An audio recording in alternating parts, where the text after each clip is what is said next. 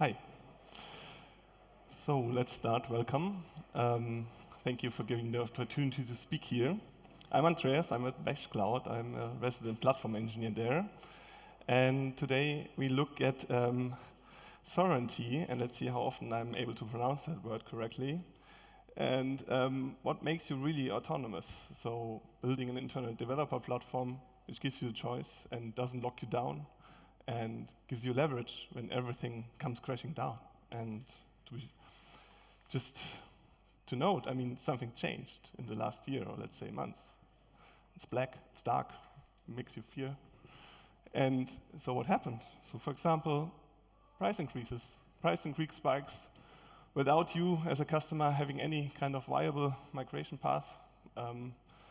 Some internal or private cloud providers, they just increased prices and you were sitting there and had no leverage. I'm not mentioning names here because they're a sponsor. and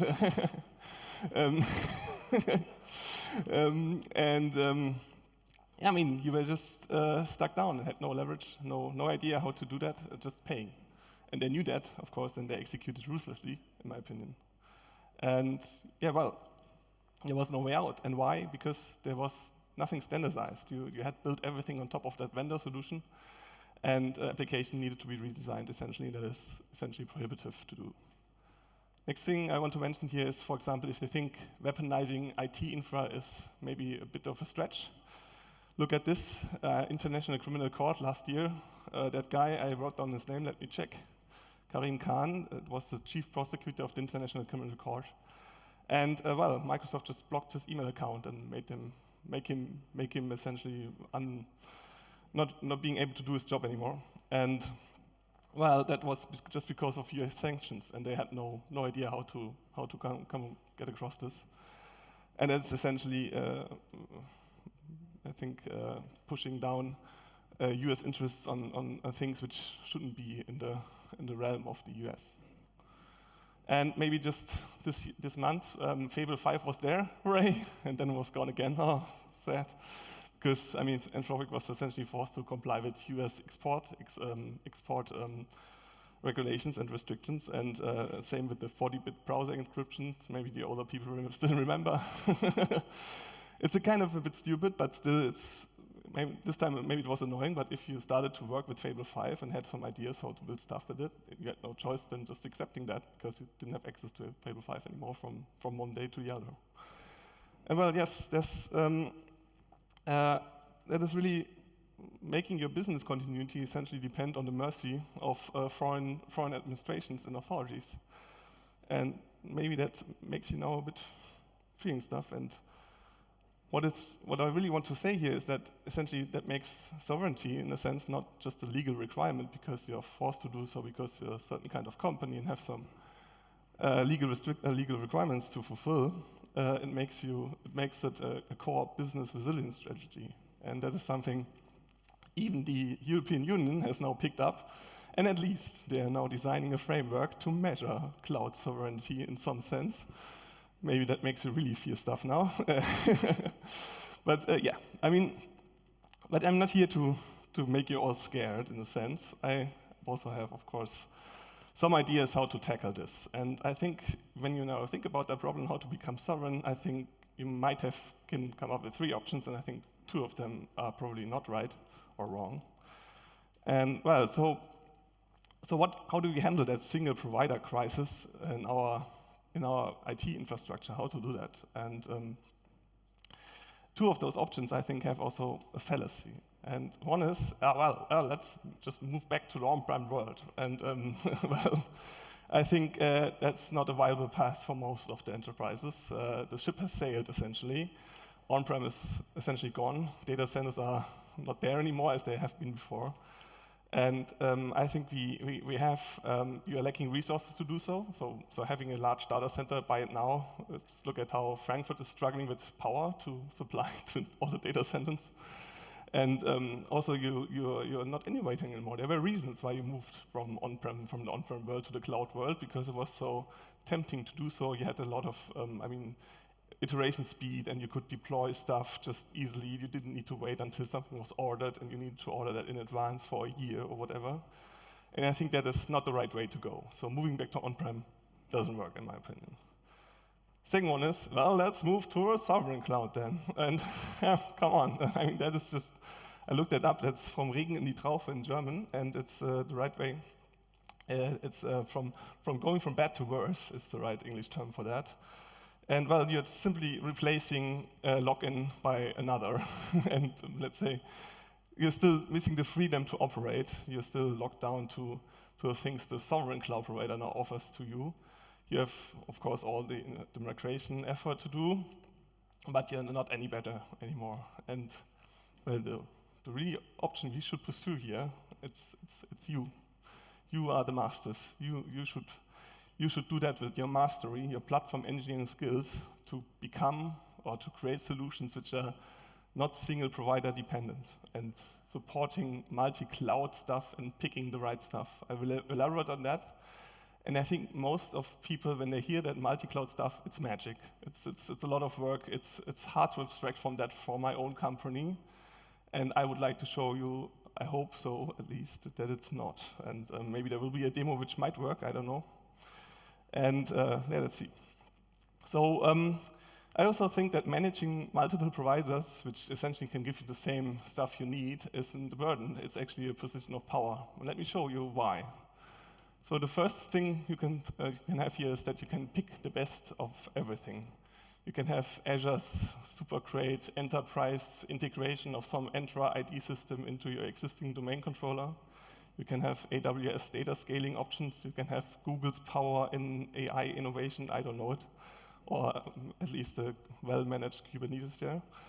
And yeah, so you can pick. So you're not locked into one provider, you have many, and you can also have some easily defined migration path to some sovereign cloud provider. You can also integrate it right from the start because you have built your stuff the way that you can have supported, that you can easily support multiple providers. Second is you have at least some negotiation leverages. Completely changes the picture. So when some private cloud providers simply increase prices by a factor of 5, you can tell them, well, then I switch over to the other provider. And that changes the conversation drastically. And that is good for you and your company. So you should really plan for that and have this in your pocket. Also, you can have access to a wider talent pool in the sense that hiring good platform engineers is hard.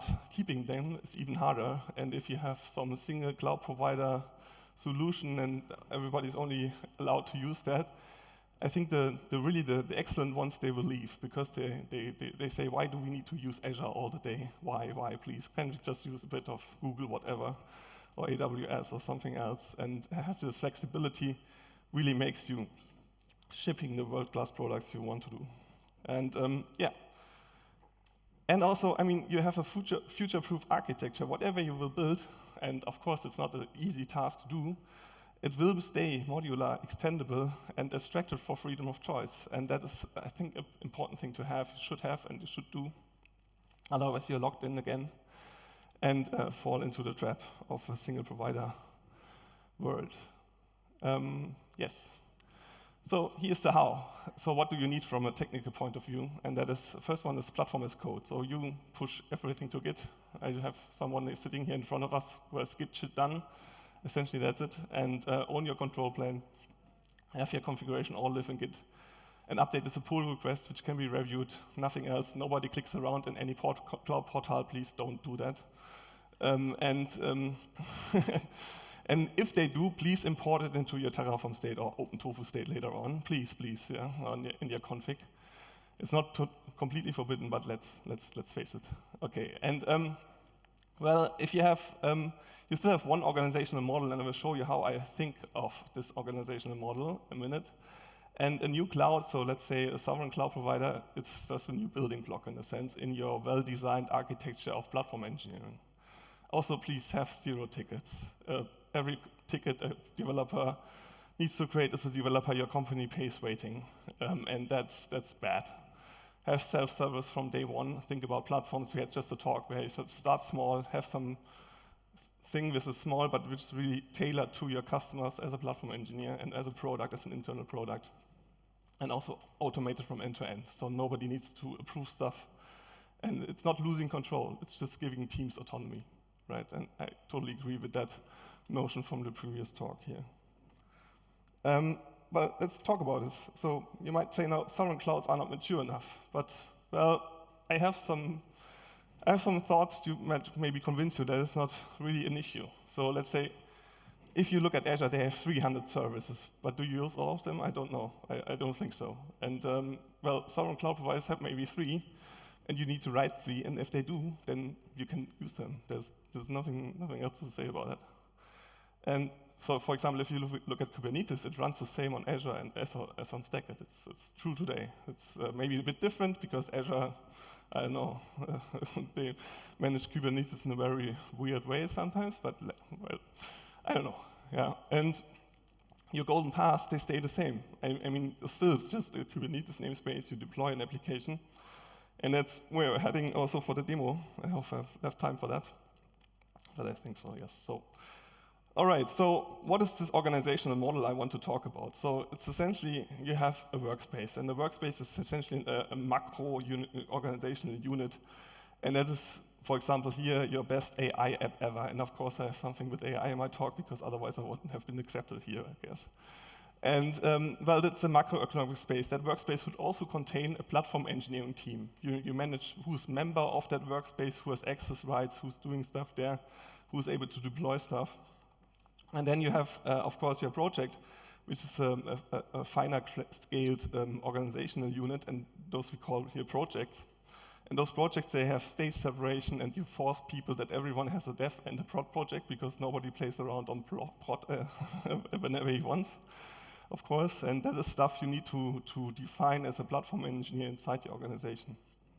And how is that done? You need metadata around it. So you have, in our product, we have some tech-driven system here, and that essentially requires you to have some metadata attached to the workspace and also to the project. And for example, a cost center is something you need to start working in a workspace because somebody needs to pay for your stuff you're doing. And also you define, for example, for dev a different criticality than for prod, and also who's able to access the prod environment and who's able to play around in the dev environment.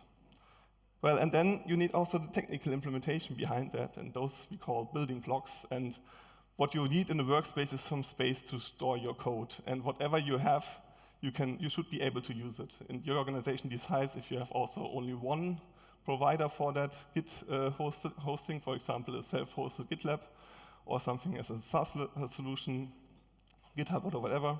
Also Fortro, maybe you have seen that already, that little logo there. And then you have, for each of the projects, you have, of course, building blocks. So, for example, if you deploy it to a Kubernetes namespace, you have a building block which creates that namespace, maintains it, each one a separate namespace for each of the different environments, so dev and prod.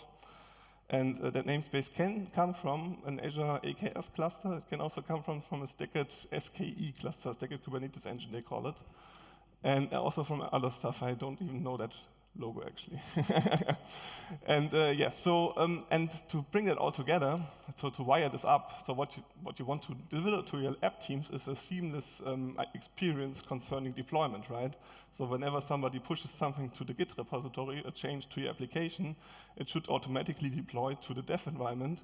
And whenever you decide that you have built something nice and shiny, you can promote it to the prod environment. That's essentially GitOps.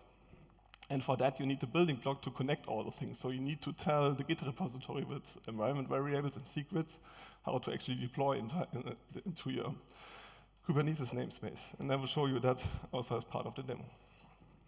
So that is essentially the golden path, this deployment one. And that is something which all the application teams do the same, hopefully, and I can adopt this. I mean, reality looks a bit more difficult. That's why I brought that slide here. It shows you, essentially, it prepares a bit the demo. So you have this marketplace, essentially a self-service catalog that people can pick your starter kit. And then on top of this, they have the Git repository. You can find all the building blocks I've just mentioned, the technical stuff, dev and prod project, and it all creates it. Of course, you have some global services as well. So you need a place to push your Docker images to. That is the Stackit Harbor. In this, they have also a container registry. But you can also just replace one of the pieces here with some other provider, right? It's all standardized. Usually can be able to swap it out for some other registry provider. Yeah. So let's dive into the demo, and I have 10 minutes left. That is great. And now the fun part begins. All right. So if you want to catch the QR codes, just give me a sign. If you still need some time, it's try-mesh-stack.io. That is essentially the stuff where you can use our product for free and just register with your email address, and then you will see the screen in a minute. And the other one, so we have a closed core but open source modules around it. That's we call our hub. It's hub.meshcloud.io. All right, so let's enter the demo. As a techie, that's not the easy part, I hope. Come on. Unless my internet is down. No, it's not. Okay, so that's the wrong workspace. I should have prepared that. And again, I have something with AI here, so I'm going to use the starter kit here. And the demo, so this is built by your platform engineering teams. They offer two different options. You can either go Azure or you can go Stacked. And today we go Stacked, and that's the choice you have, right? If you have now application teams which are, and Azure increases prices or whatever, then you can have your application teams easily migrate to Stacked. It's all prepared and everything done from a platform engineering perspective. So let's have a look. What are we here? CNS, Unique. Now the fun part begins because I need to look at the right screen, otherwise CNS Munich. Right, so just give it a project name, that's it. That was not a ticket which has 10,000 fields, because everything is done now, right? Financing is clear because you have your workspace, you know how to pay for that. And so FinOps is done in theory. And also you are allowed to do this. So you don't need to ask someone to deploy that, because you want now your application because it's built from a template. Excuse me.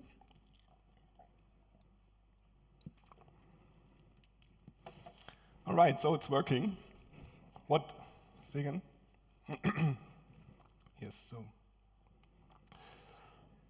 Sorry. All right, so it gave you a stacked Git repository already. Oh. Do you give me the chance to just cough?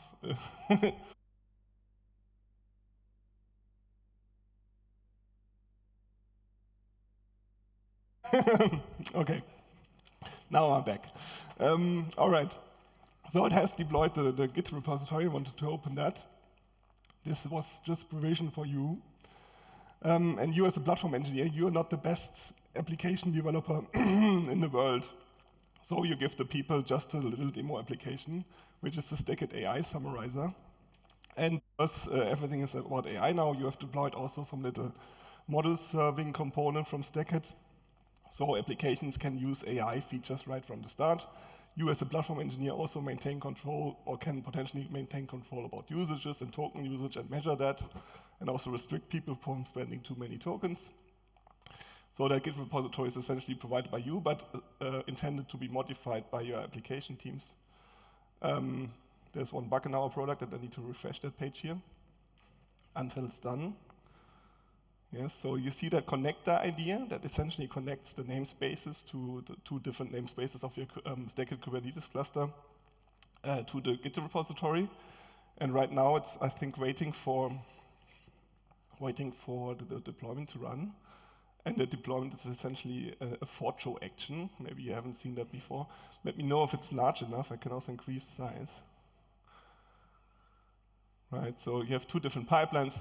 Because it's a demo, it just deploys on dev and prod the same way. It isn't ideal, but it does, just to get things started. And once this is done, that looks good. So the image has been built, and now it's yeah, that's nice. Just waiting for a stupid runner. But it should complete in a minute.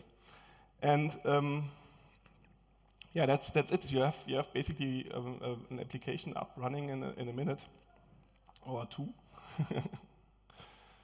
And now it works. Okay, so it doesn't have install just into the namespace. Hopefully that does it now. And then this one should go up.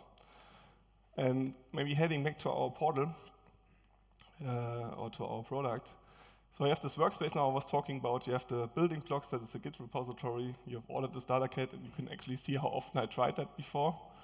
And yes, so this is the thing which you just need to wait. I hope it's done soon. It looks at the deployment pipeline here, still running. It waits the pipeline inside Terraform code. That is, by the way, a little Terraform data resource. Just executing a little Python script, polling the Fortran API. That's all easy now with Cloud and AI tooling. That's if you do it right. Right, it worked, I hope. That was looking good. And then we can go back. Oops, sorry about that. I can't use my own product, I'm sorry. Right, so the starter kit one is the one you ordered. It built many more building blocks just for you because the platform engineer has laid down the golden path. And then you can open your application and let's see, yeah, it works, okay. And you can fill in some stuff. And well, I just deployed a new application publicly. You can enter the URL above. It's not restricted to anything. You can just open it. The AI is working. It takes more time today. Right, doesn't work apparently. Okay.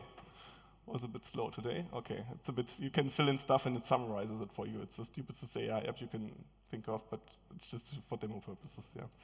But I mean, the idea hopefully becomes clear that you, as a platform engineer, have now solved all that. Switching back to my presentation, and I hope I can be able to find it. Oops, right. So you have, of course, then now defined also shared responsibility. I mean, this stacked Kubernetes cluster was already there. That was done by the platform engineering team and stuff like this. But you, as an owner, as an application team, as a part of your workspace, you of course order the starter kit and then also adopt the starter kit and be the owner of that one and maintain the source code and turn it into an actually usable app, right? I mean, right now you have just an AI demo summarizer, which is not really helpful right now. Okay, I want to finish up a bit not with some lessons learned or something, but I would like to encourage you to have some conversations with your peers and colleagues and skeptics and whatever. So if you have a conversation with leadership, you should be aware or make aware to leadership that sovereignty can't be bought. It must be built. You need to have a culture, essentially, and investing in platform capabilities is what gives you this long-term power to operate. And I've shown you, and I hope the fear mongering in the beginning was convincing enough also to leadership people here that you should now thinking about this now. Also to finance, I mean, that's always the tough part, at least for me as a platform engineer, how to show the business value. And I mean, if you compare that to the other financial risks you can have by, let's say, sudden 25% tariffs and so on, and maybe also the price increases for your private cloud private cloud operators, I think that is now easier to discuss and convince people that the return on this return on investors can be sudden, can be massive, right? Also, I mean, also to some skeptics now, and feel free to raise your voice now, let's say in a minute. Please, I mean, we are not looking for a magic portability button. It's still the mastery and also the standards we have and your ability to use those standards in a smart way to essentially execute this multi-provider idea and not depend on single providers at any places. Right, that's it. Thank you for your attention. And I have some feedback button as well, so feel free. I think we have some time left to answer questions and maybe also commenting stuff, pointing out failures, flaws. Any questions? Yeah?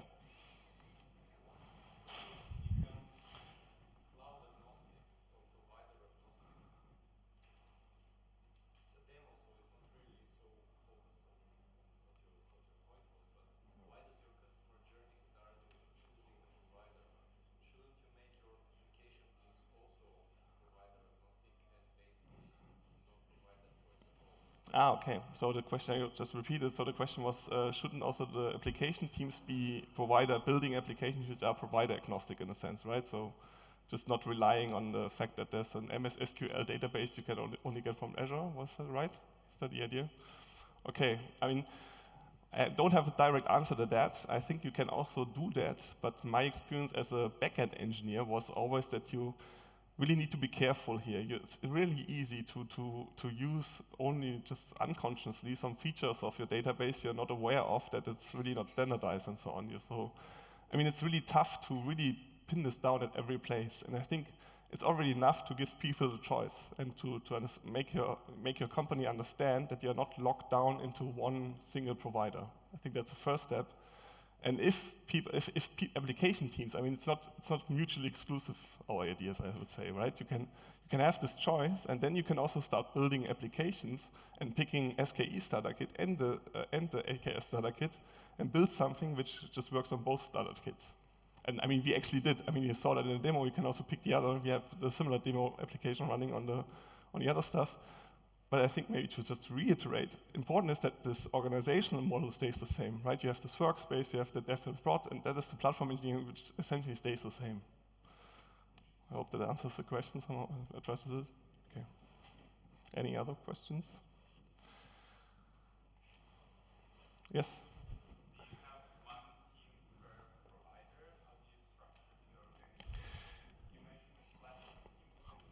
I mean, that's up to you. We are just offering a product where you can structure your stuff as you want. I highly recommend having a really a focused platform engineering team, which essentially fills the marketplace, so application teams are able to click with one button this starter kit, and you're responsible for making that work. And I think you should align your teams around products you're shipping, right?